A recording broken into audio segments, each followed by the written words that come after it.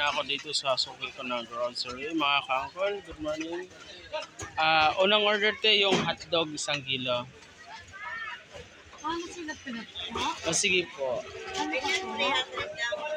Mantika.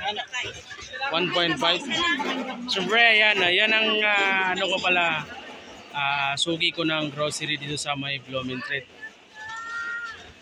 Oh, nakasmile. Ang ganda naman, pulang-pula yung labi.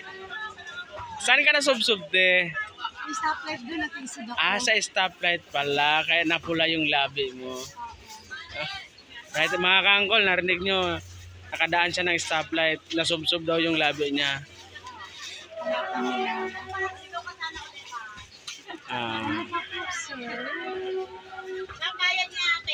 Lomi te.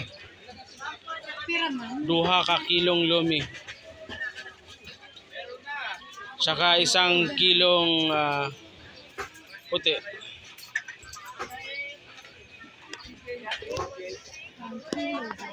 Next in line tayo te.